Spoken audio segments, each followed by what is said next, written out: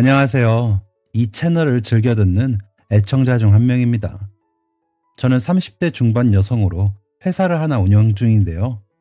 사연을 들으며 감동도 많이 받았지만 사람을 조심해야겠다는 마음을 가질 때도 종종 있었는데 저에게도 이런 일이 일어나게 돼서 다른 분들도 조심하시라고 사연을 보내봅니다. 제 경우에는 제가 알아서 잘 처신했고 제 지위가 과거보다 많이 높은 상황이었기 때문에 다행히 잘 벗어나게 되었지만 불쾌함이 남은 건 어쩔 수가 없네요. 그나마 악연을 떨쳐내고 조금이나마 복수를 하게 되어 속이라도 시원해 다행이라고 생각합니다. 다들 제 이야기를 들으면 옛일까지 더 죗값을 받게 했어야 한다고 대신 화를 내곤 하는데 저는 그냥 이 정도로 만족하려고요. 저는 어린 시절부터 청렴결백이 가장 큰 미덕이라고 생각하는 집안에서 자랐습니다. 부모님은 항상 공정하고 털어도 먼지 하나 나오지 않는 청렴한 삶을 지향하셨고 실제로도 그렇게 사셨죠. 두 분 다 공무원이셨던 부모님은 근검절약이 몸에 배어 있었고 흠잡힐 부정한 짓은 평생에 한 적이 없으세요.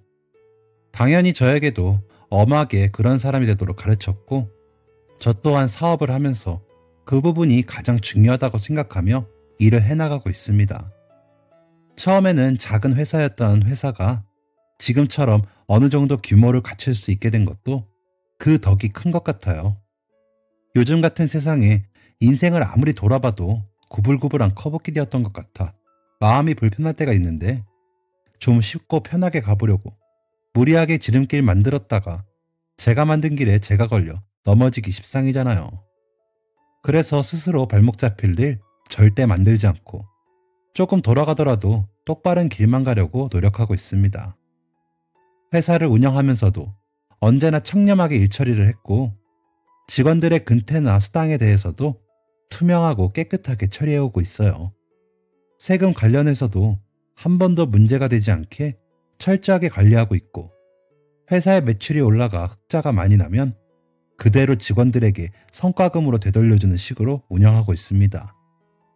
그렇게 살다 보니 저 개인적으로는 가끔 힘들기도 하고 누가 알아주길 바란 건 아니지만 가끔 씁쓸한 적도 있었지만 결과적으로는 모범 납세자의 연속으로 선정되었고 직원들도 이직하지 않고 다 같이 으쌰으쌰해서 회사를 일으켜주는 주역으로 오랜 동안 함께할 수 있었죠. 모범 납세자 상도 뿌듯하지만 누구보다 든든한 직원들이 생겼다는데 언제나 보람을 느끼고 있습니다.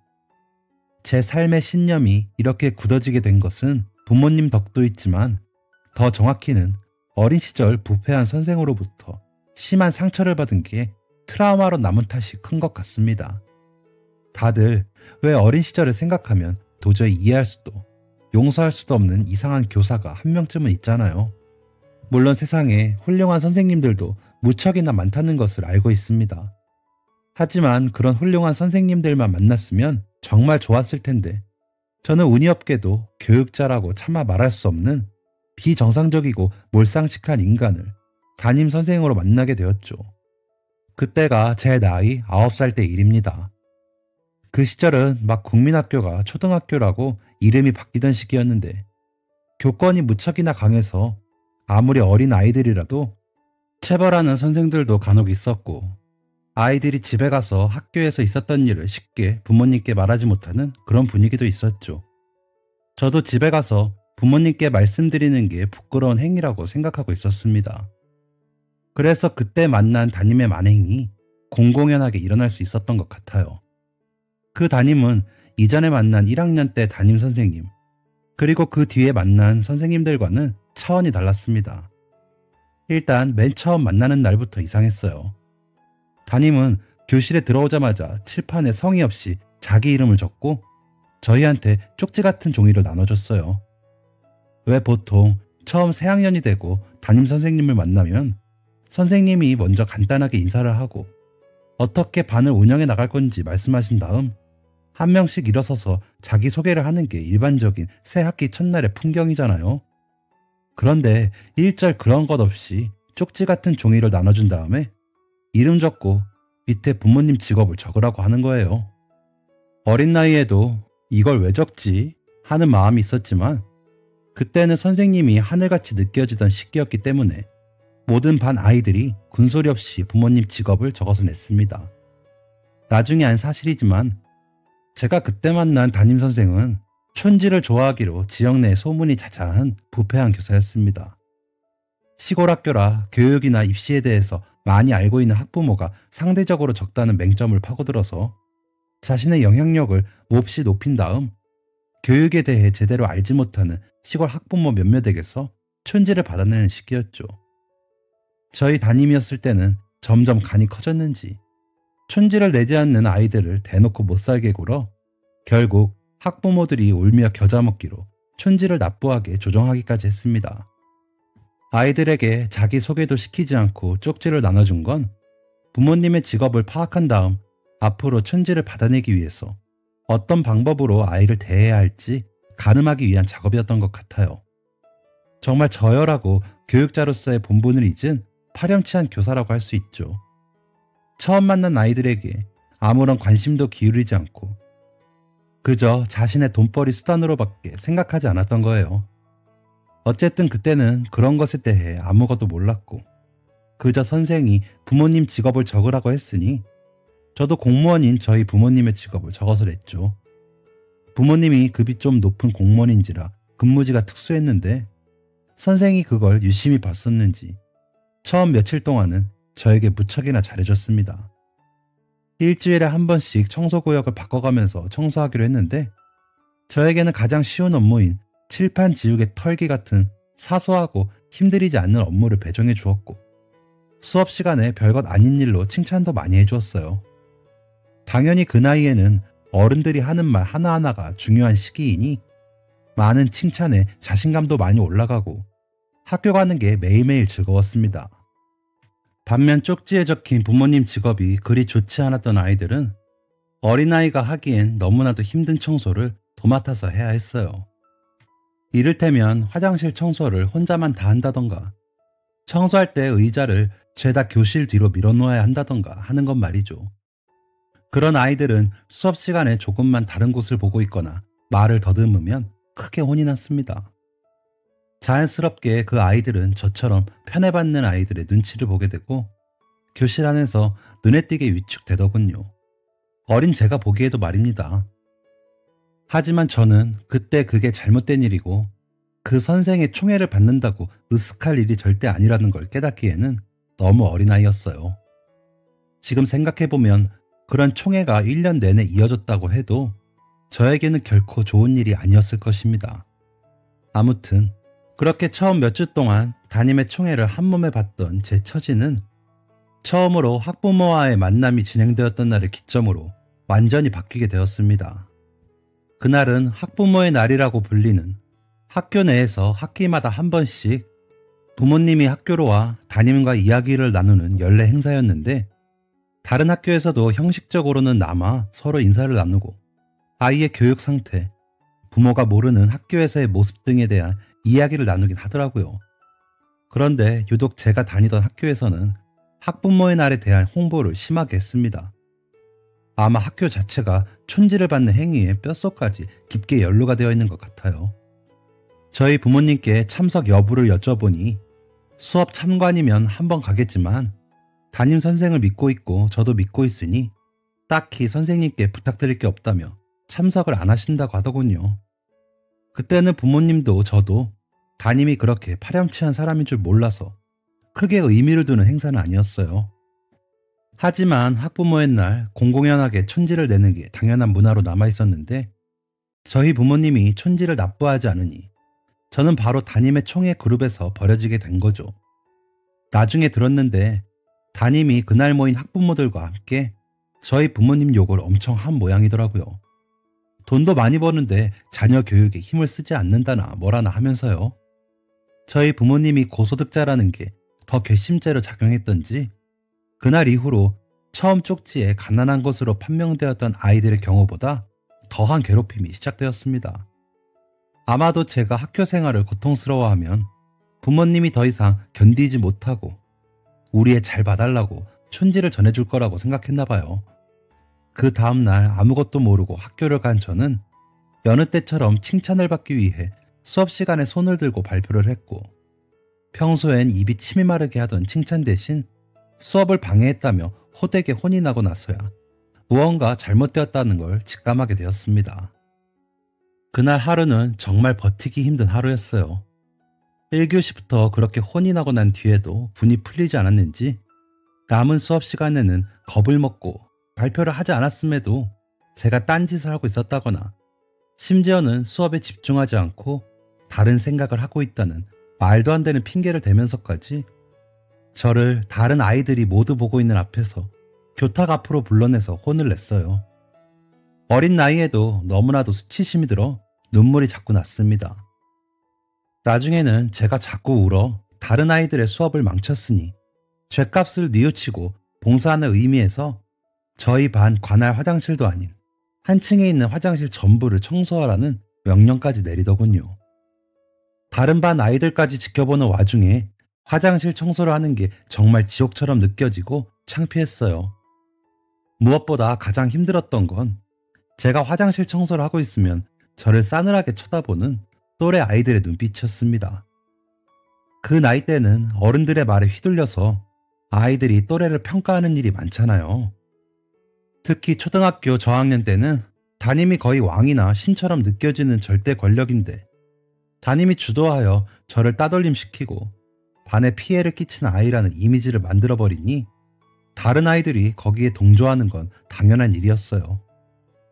애써 친해진 또래들마저도 저를 이상한 아이로 생각하고 같이 노는 걸 꺼려하기 시작했죠.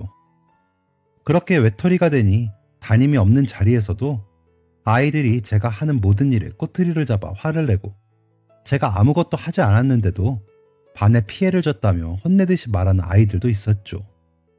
물론 가장 앞장섰던 건 촌지를 가장 많이 냈던 부잣집 아들이었고요.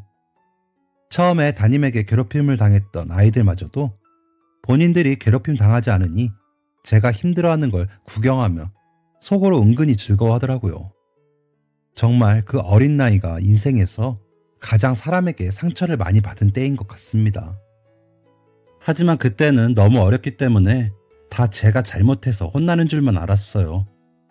그래서 열심히 공부하고 잘하는 모습을 보이면 혼나지 않을 것이라고 생각했는데, 제가 잘하고 열심히 하면 반 아이들보다 튀려고 한다거나 잘난 척 한다는 말도 안 되는 이유를 대면서까지 괴롭히더군요. 하지만 이전에 다 제가 못해서 담임에게 미움을 받았기 때문이라고 생각하고 더 착한 어린이처럼 행동하려고 노력했습니다. 그렇게 지옥 같은 2달이 지나고 스승의 날이 다가왔어요.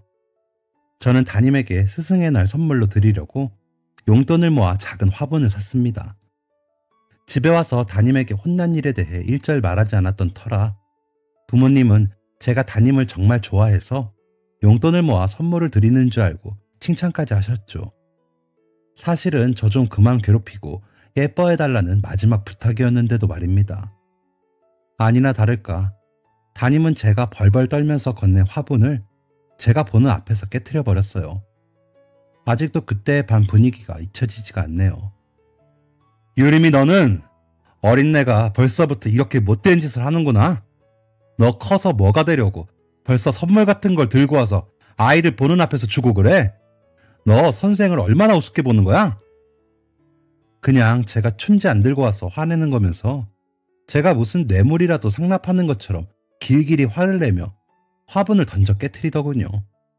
분명히 몇몇 아이들 부모가 아침부터 학교에 와서 선생님에게 과일 바구니나 하얀 봉투를 건네는 걸 봤고, 선생님 교탁에 무슨 상자를 올려놓은 친구들도 꽤 있었는데 말입니다. 선생은 제 죄가 너무나도 악랄하니 당장 집에 가서 부모를 데리고 오라는 식으로 윽박질렀습니다. 아마 자초지종을 듣고 부모님이 오시면 늘 하던 대로 제가 말썽쟁이라 교육하기가 쉽지 않다는 식으로 협박해 촌지를 받아내려는 속셈이었겠죠. 저는 너무 서럽고 무서워서 엉엉 울면서 집으로 돌아가 부모님께 전화를 걸었습니다. 당연히 제가 담임과 사이도 좋고 학교 생활도 잘하는 줄만 알고 계셨던 부모님은 제가 울며 전화를 걸자 깜짝 놀라셨고, 자초지종을 듣고는 무슨 일인가 싶어 회사를 조퇴하고 학교로 찾아가셨어요. 그때 부모님은 어떤 아이들도 선물을 준비하지 않았는데 제가 선생님께 예쁨 받고 싶어 선물을 드렸다고 생각하고 죄송하다고 말씀드리려고 하셨대요. 하지만 담임은 당연히 여유롭게 부모님을 기다리고 있다가 은근슬쩍 제가 다른 아이들과는 달리 춘지를 나쁘하지 않은 아이라는 식으로 말을 흘렸습니다. 그렇게 하면 일이 바쁜 부모님이 대충 춘지를 내고 돌아갈 거라고 예상한 모양이에요. 하지만 부모님은 그 말을 듣고 나서야 사태가 어떻게 되었는지 알게 되었고 불같이 화를 내며 담임에게 큰 소리로 화를 내셨습니다. 어떻게 교육자가 돼서 그런 짓을 할 수가 있지? 저 순수한 애들 보고도 그딴 생각이 나와? 당신 다시는 교탁에 못 서게 하겠어. 당신같이 더러운 놈들이 교사라니 우리나라 미래가 참 밝기도 하다. 큰 소리 한 번 내신 적 없었던 아버지가 담임에게 삿대질을 하며 소리를 지르자 담임이 되려 더 큰 소리를 내더라고요. 당신의 애 가르치는 게 쉬운 줄 아냐고. 다들 수고비라고 주는 건데 당신이 애들 교육에 관심이 없어서 이 사단이 난 걸 뻔뻔하게 큰 소리냐고. 눈썹 하나 꼼짝 않고 말았는데 그 표정이 아직도 기억이 나요. 자신은 하나도 부끄러울 것 없고 당연한 걸 요구하는 거라는 당당한 태도였습니다. 교무실에서 싸움이 일어났는데도 다른 선생들은 눈치만 보고 있고 말리는 사람 하나 없었습니다. 아마도 담임이 촌지를 받아 학교 안에 쓰는 돈이 꽤 있었나 봅니다. 그래서 담임이 영향력이 가장 큰 교사이다 보니 아무도 쉽게 싸움을 중지하지 못하는 거예요. 연차가 꽤 쌓인 교사였기도 하고요. 저희 부모님이 너무 화가 나서 싸움이 더 심해지려고 하니 겨우 교장이 끼어들어 부모님께 죄송하다고 머리 조아리기 시작했어요. 하지만 저희 부모님이 담임 교사의 처벌을 요구하자 규칙에 의하여 진행해야 하니 기다려달라는 말도 안 되는 핑계를 대며 차일피일 진상조사를 미루더라고요. 교육청에도 신고했지만 학교 내에서 아예 조사가 이루어지지 않으니 사건이 도저히 진전이 되지 않았습니다. 지금에야 인터넷 청원도 있고 할 수 있는 일이 많을 텐데 그때는 학교에서 도와주지 않으면 아예 해결할 수 있는 방법이 없었어요. 담임은 얼굴 뻔뻔하게 쳐들고 누구보다 당당하게 교사 생활을 이어갔죠. 결국 그날 이후로 도저히 학교 갈 용기가 나지 않아 집에 틀어박혀 있었던 저만 전학을 가게 되었습니다. 그리고 그 일은 그대로 제 마음에 상처로 남게 되었어요. 다행히 전학한 학교는 좋은 학교였고 그 뒤에는 좋은 선생님과 친구들만 만났지만 학교라는 곳에 마음을 열게 되기까지 많은 시간이 걸렸습니다. 시간이 흐르면서 상처는 어느 정도 덮어지고 그날 이후로 대인관계에 어려움을 겪었던 것도 많이 나아지게 되면서 그때의 사건은 어린 시절에 가장 힘들었던 기억으로 바래지게 되었어요.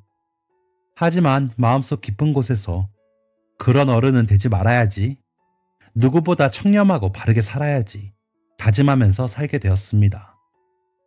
이후 저는 대학을 나와 잠시 대기업에 입사했다가 경력을 쌓아 창업을 하게 되었고 어느 정도 사업이 자리를 잡아가면서 더 이상 그날 일을 생각하지 않아도 될 정도로 바빠졌어요. 하지만 잊고 지냈던 것도 잠시 불현듯 제 인생에 그 담임이 다시 들어오게 되면서 저는 다시 한번 악연이 가장 질긴 인연이라는 말을 체감했습니다. 그 선생과 제가 다시 만나게 된 건 그 일이 있던 후 20년도 훨씬 지난 최근의 일입니다. 얼마 전 면접을 보고 신입을 한 명 채용하게 되었는데요.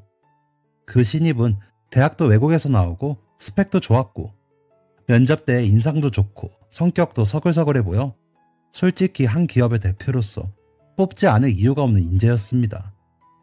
당연히 빠르게 채용을 하게 되었고 나이가 젊어서 그런지 이해력도 빠르고 빨리 일을 배워가는 것 같더라고요.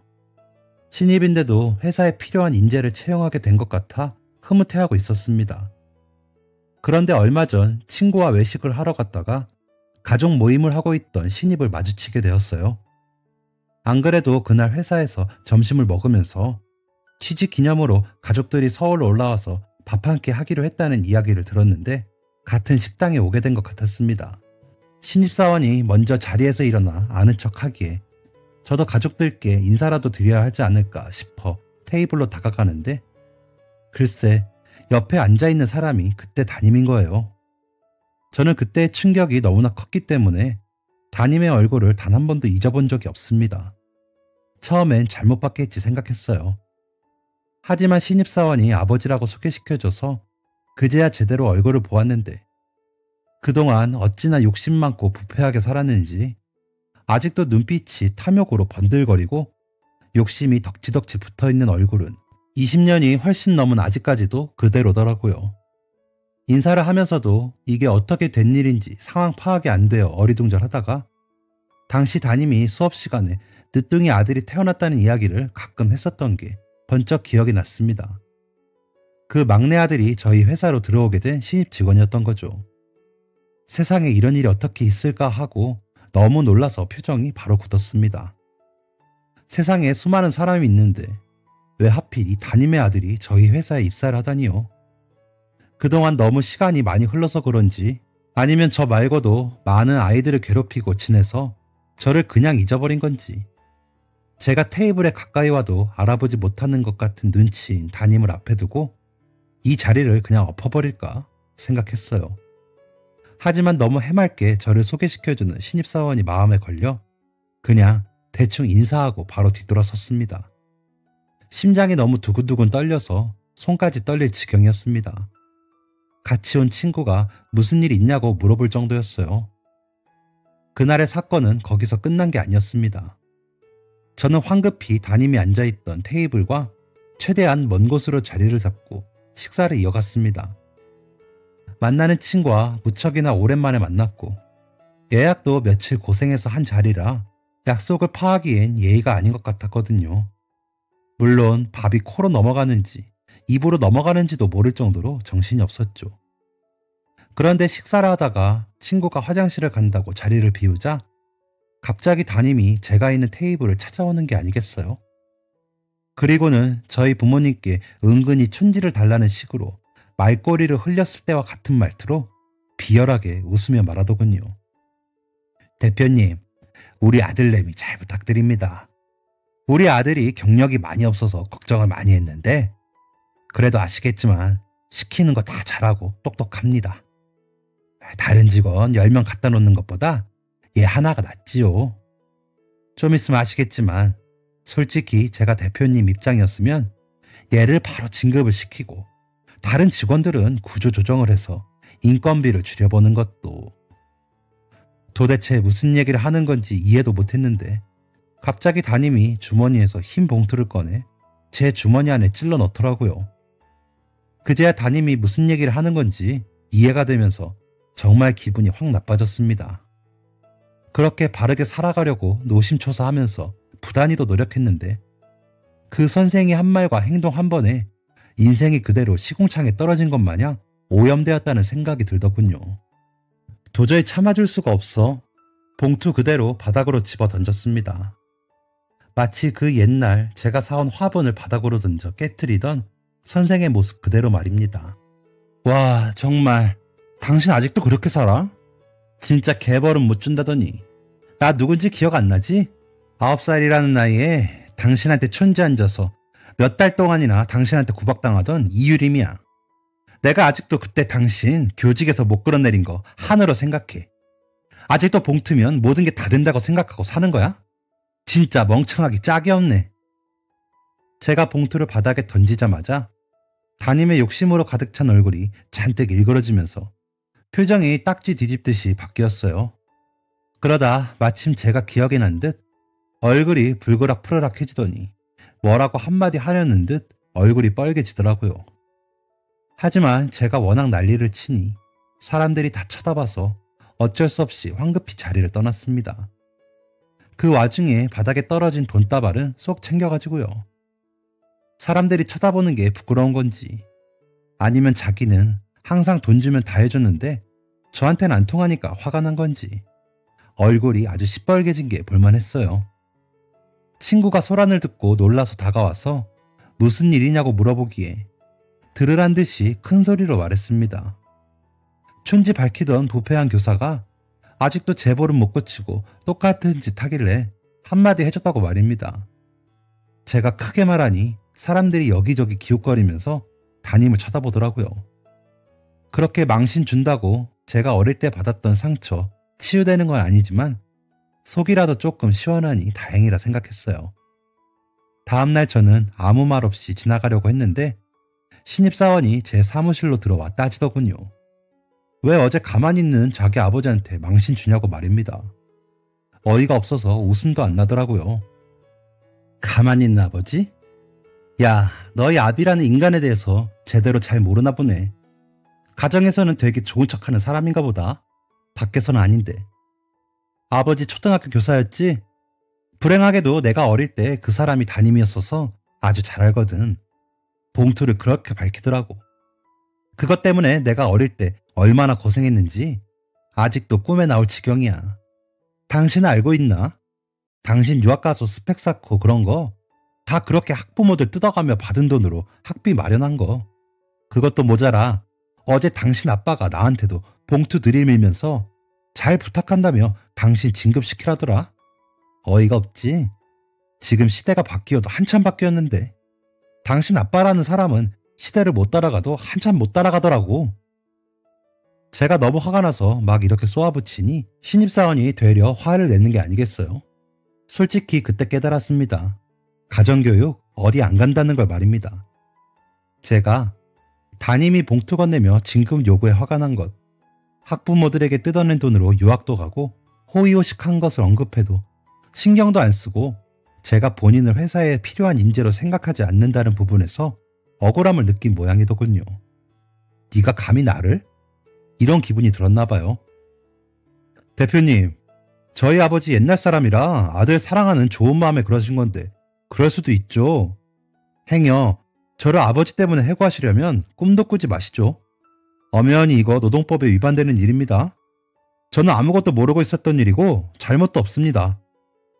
너무 뻔뻔하게 이렇게 말하는데 맘 같아서는 정말 이 자리에서 바로 해고하고 싶었지만 그럴 수 없어서 일단 참았습니다. 그래서 속으로 이를 갈면서 두고 보겠다고 마음먹었습니다. 그 후로 저는 그 신입사원을 예의주시했습니다. 이미 많은 경험으로 알고 있었기 때문이죠. 저런 아버지 밑에서 가정교육을 받고 자랐다면 분명 제가 건드리지 않아도 알아서 부스럼을 만들기 마련이라는 것을 말입니다. 아니나 다를까 몇 달 지나지 않아 제 귀로 신입사원의 업무 태만에 대한 제보가 들어오기 시작했어요. 신입사원을 데리고 있는 팀의 팀장이 저에게 와서 정식적으로 면담을 요청하더군요. 대충 신입사원의 실체를 알게 되어서 예상은 하고 있었지만 생각보다 내용이 심했습니다.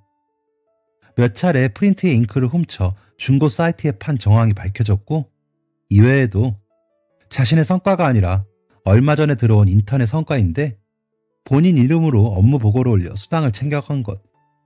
이것에 맛이 들리자 아예 자신의 일을 인턴에게 몽땅 넘겨두고 본인은 근무 시간에 핸드폰 게임을 하고 논 것 등등 오만 이야기가 팀장의 입에서 본물 터진 듯 쏟아지더라고요. 그분도 그렇게 누구의 잘잘못을 따지는 분이 아닌데 그동안 많이 참은 듯 싶었습니다. 심지어는 회사 사원들에게 저희 집이 가난해서 교육비를 못 낸 건데 아버지 탓으로 돌리며 자기 아버지를 천하의 나쁜 놈으로 만들었다는 이야기를 퍼뜨리고 그것도 모자라 사실 모범 납세자 같은 것도 기관에 돈 주고 받는 표면적인 칭호일 뿐인데 대표인 제가 오만 기관에 다 뇌물을 뿌려 상을 받은 거라며 대표는 그렇게 더럽고 치졸한 짓을 하고 다니는데 아무 죄 없이 선량한 시민이자 교육자였던 자기 아버지는 그 많은 사람들 앞에서 망신을 줬다며 제가 유도리 없고 앞뒤도 다른 속이 시커먼 사람이라고 말도 안 되는 소리를 회식 때마다 동료들에게 했나 보더라고요. 저는 그 말을 듣고 팀장에게 고맙다고 말했습니다. 평생을 그렇게 살아오니 세상에 돈이면 다 해결될 줄 알고 주워 담지도 못할 말 쉽게 하고 다니던 불쌍한 인생을 드디어 제 손으로 따끔하게 혼쭐 낼 수 있었으니까요. 이런 일이 언젠가 발생할 거라고는 생각했지만 예상보다 빠르게 그리고 예상보다 심한 내용으로 다가오게 되어 어이가 없었지만 빠르게 내보낼 수 있어 정말 다행이라는 생각이 들었습니다. 그리고 다음날 바로 대표실로 불러서 하나하나 다 읊어주며 사직서 쓰라고 했어요. 그리고 프린트 잉크와 수당 횡령으로 소송 걸겠다고 싸우고 싶으면 버텨보라고 말입니다. 바락바락 대들던 신입사원은 회사 이름으로 계약되어 있는 변호사님 부르니 그제야 얼굴이 새파래져서 사직서 쓰더라고요. 꽁지가 빠져라 도망치는 신입사원 보고 있으니 참, 앞으로 면접 때 아버지가 뭐 하시는 분이냐고 물어볼 수도 없고 저런 애들 어떻게 걸러야 할지 막막하기도 했지만 제가 못 찾아낸 부분까지 봐줄 수 있는 든든한 사원들과 함께라서 오히려 다행이라는 생각이 들었습니다. 하지만 며칠 뒤 아버지인 담임이 회사로 찾아와 한판 푸닥거리를 하고 갔어요. 역시 가정환경 무시 못한다고, 둘 다 돈으로 모든 걸 해결하고 해결하지 못하는 일은 힘으로 해결해야 한다고 철석같이 믿는 모양이더군요. 아직도 그런 몰상식하고 구시대적인 생각을 하고 있는 사람들이 있다니, 그리고 그런 사람을 사원으로 뽑았다니 대표로서 부끄럽기 짝이 없었습니다. 담임은 회사에 들어올 때부터 사무실 문을 부서질 듯이 발로 차서 열어제끼더니 제 이름을 회사 전체에 쩌렁쩌렁하게 들리게 고래고래 소리를 질렀습니다. 이유림 어딨어? 네가 이러고도 대표야? 썩 나오지 못해? 정말 당당하게 제 이름을 부르길래 무슨 저의 부모님이라도 되는 줄 알았네요. 어이가 없어서 제가 바로 문 박차고 나가니 다짜고짜 복도에 있는 정수기를 집어던져서 부서뜨리는 게 아니겠어요. 너는 은사에 대한 예의가 손톱 끝만큼도 없냐? 없이 사는 거 내가 그나마 잘 대해줬더니만. 내가 이 회사 어떻게 하는 거 일도 아니야. 너 감히 내 아들한테 몹쓸 짓하고 나를 망신을 줘? 아주 내가 죽도록 후회하게 만들어주마. 감히 지 선생 아들을 잘라? 이 몰상식한 것. 그러면서 악을 막 쓰더라고요.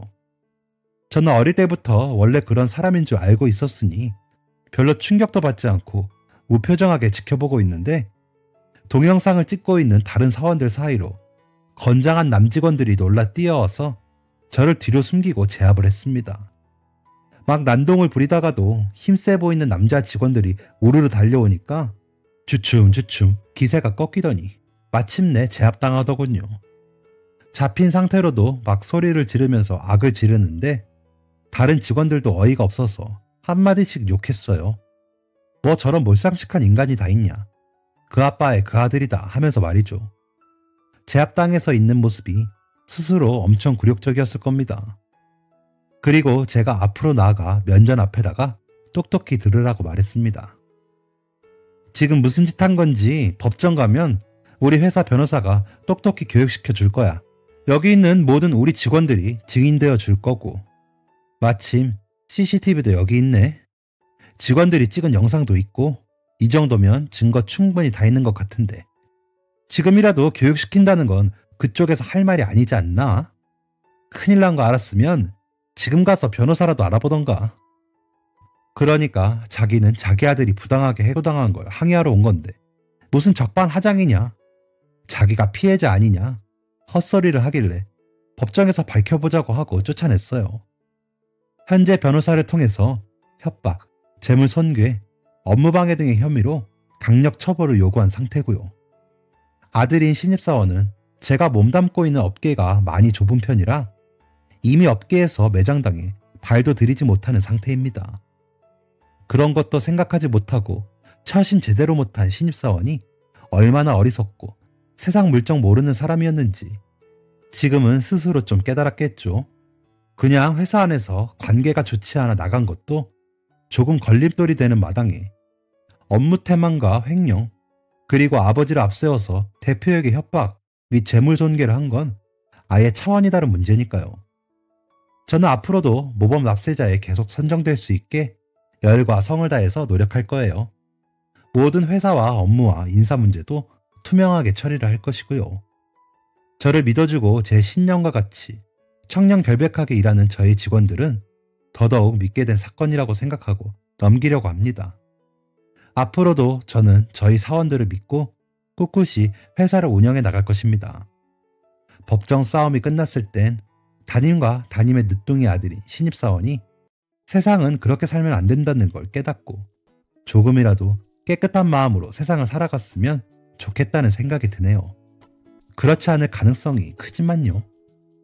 인생을 문득 뒤돌아봤을 때 부끄러운 일 없이 깨끗한 마음으로 세상을 살아간다면 정말 아름다운 세상이 될 거라고 믿어 의심치 않습니다. 모두가 그렇게 살아서 더 이상 저 같은 상처받는 아이들이 없길 오늘도 간절히 바라봅니다. 지금까지 사연 들어주셔서 감사합니다. 사연이 재밌으셨다면 구독과 좋아요를 눌러주세요. 감사합니다. 안녕히 계세요.